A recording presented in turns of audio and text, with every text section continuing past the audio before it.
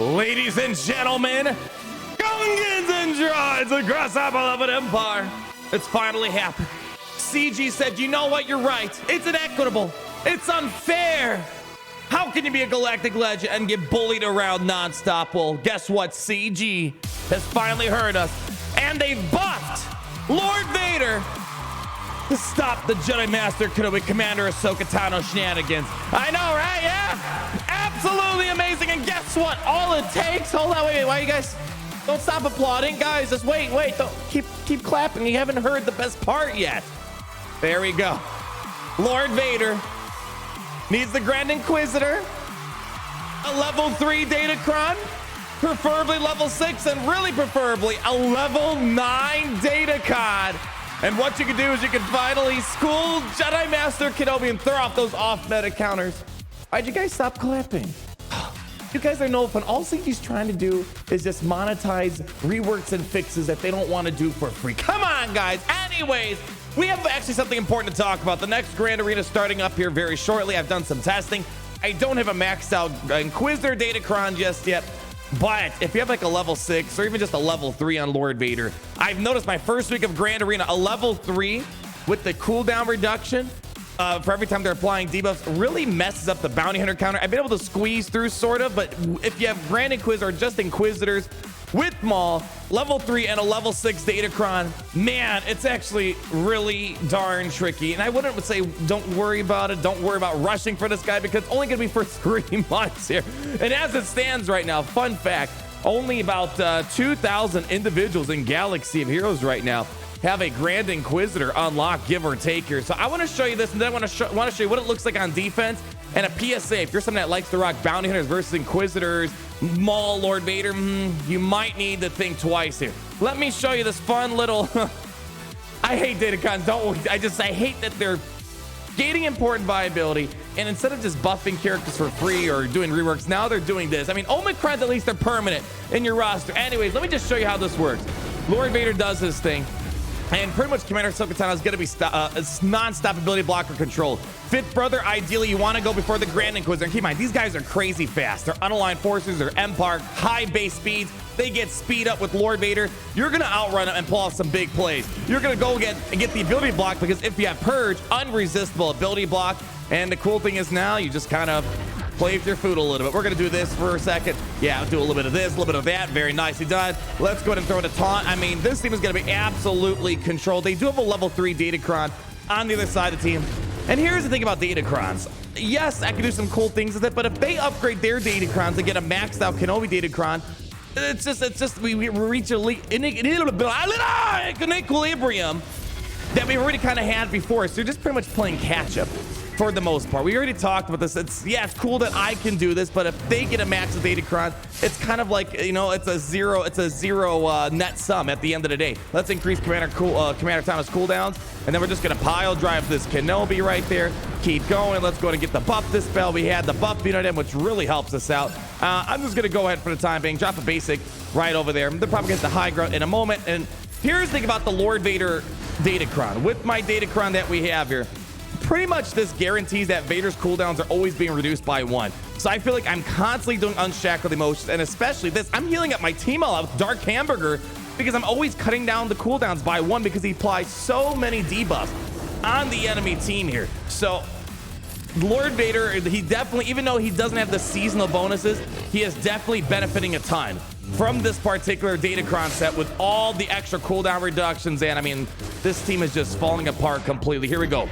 Another heal right there. And look, Commander Ahsoka Tano did absolutely nothing. Here we go. Pop this phone. The cooldown reductions help out the other guys like Fifth Brother and the Grand Inquisitor because they apply a lot of deals. Let's see if we can try to keep her controlled here. Let's see if maybe we can try to get, she might get 1 ultimate off here. You know, I'm just going to go for it. I'm not going to waste my time. There we go. Oh, yeah. Get a nice AoE. Oh, can we finish drop before she gets in here? Let's see. And there we go. Look at that. Look at this. We're already doing another unshackled emotions.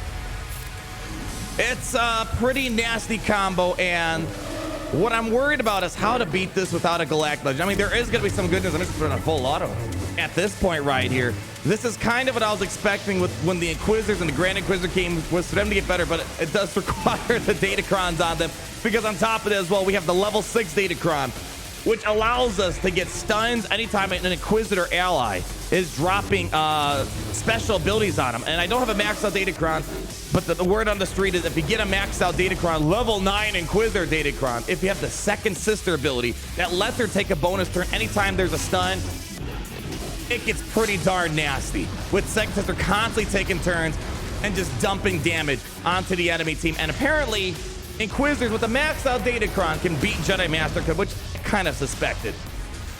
Let's roll some gameplay here, showing you the defensive vibe build. I had some defensive battles, ran up against me. My biggest question is, all right, can our off-meta counter still work? It looks dicey for bounty hunters. Even the Traya 2-shot looks really, really sketchy because of a variety of reasons. One, the team is so dang fast. The Inquisitors, probably as a whole, have the highest average base speed for a team. And then when you add the extra speed boost from Lord Vader, part 1, which is a lot, and then part 2, Lord Vader grants speed up to unaligned dark side force user allies. Man, that's a mouthful right there. It's pretty much impossible to outrun them, even with Zam Omicron.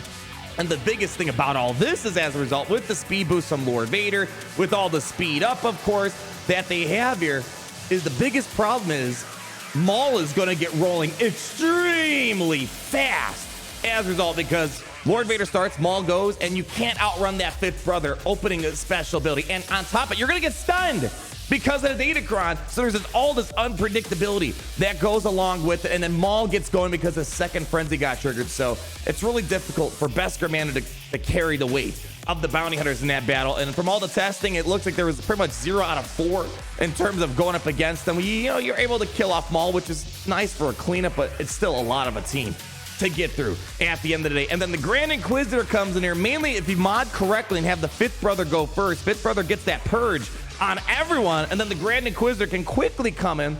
Oddly enough, on defense, he doesn't do it, which will make it easier for us to beat him, hopefully. With Lord Vader, he comes in with his "you're right to be afraid" ability, and he does the ability block. But on defense, for whatever reason, he doesn't opt to use that first, and that would be the ideal opening play on defense. But again, it's good that they're not rolling with that there. And then Ready Dies is actually what he starts up with right away, and that's when he gets torture on the opposing enemy right away, which isn't bad because it's kind of like a mini death mark where you take 10% bonus damage if this character's maxed out when damaged by an attack. So it's kind of like a death mark in a very minute way. So it helps out a little bit, and it prevents bonus turn meter on the enemy team. So it gets really tricky for bounty hunters to beat this. Maybe Zam Omicron make it happen, but still, Zam Omicron can't outrun them. And in teams that have Maul go before your bounty hunters, you need Beskar Mando, and Beskar Mando's having a hard time keeping up with it. Jedi Master Luke Skywalker was a little tricky of a battle as well. Maybe we can make it work with some Datacrons. All these battles we're throwing on offense versus my Lord Vader on defense have no Datacrons on them. And again, as we said, all progression does is it makes you chase this equilibrium that just moved up. So the equilibrium's here, whereas before we were right down there. Over time, people are going to try to reach that, but of course the problem is it keeps resetting, so you never can really catch up at the end of the day here. So what you're seeing right now might not be a thing a couple months from now. So don't worry if you're not going to have Grand Inquisitor, because most likely come September when this Datacron set expires, it's not going to be as helpful anymore. But Jedi Master Luke Skywalker had a difficult time because we have all this anti-Jedi stuff baked into the kit.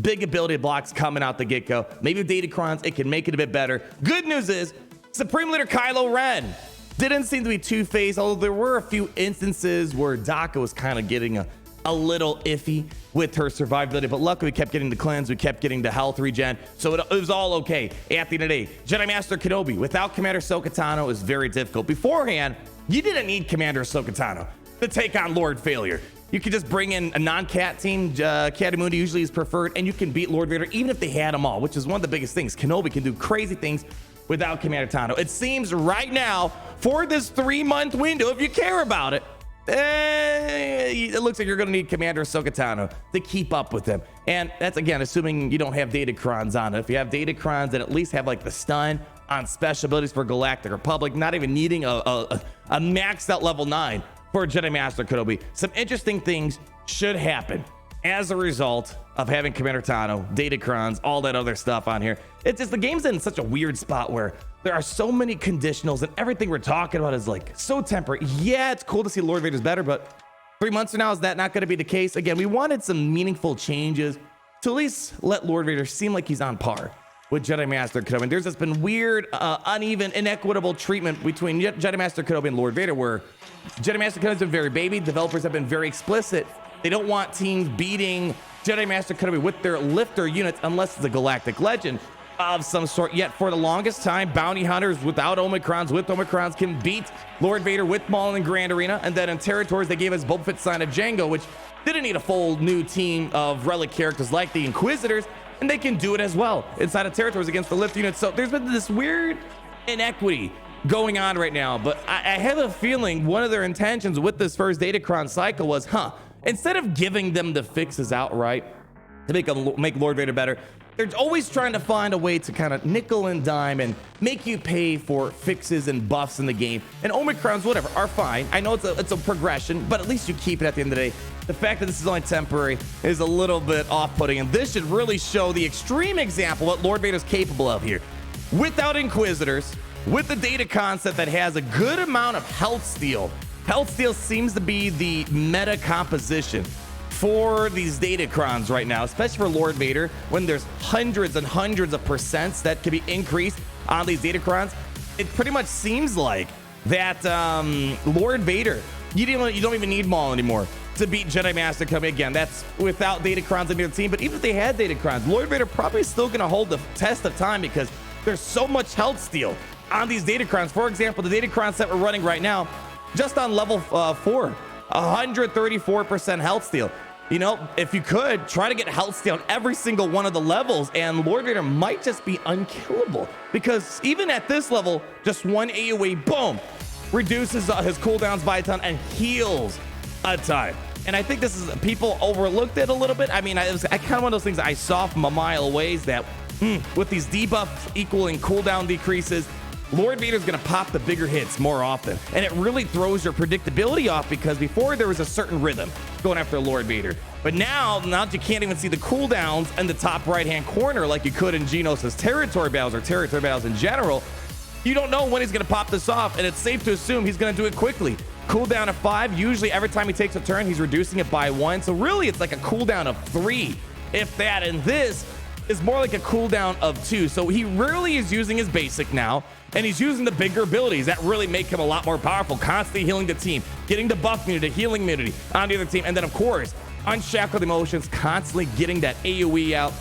This is extremely deadly when he hits that ultimate. So Lord Vader, he's on the up and up, but it's only temporary. I